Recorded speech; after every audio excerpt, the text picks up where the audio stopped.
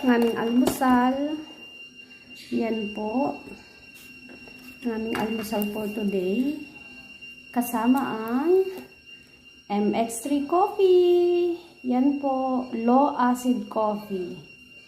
For hubby's coffee for today. Mainit na kape.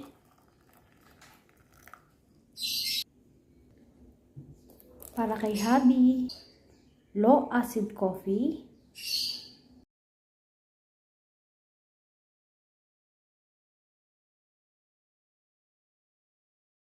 High source of vitamin C and calcium with antioxidant benefits.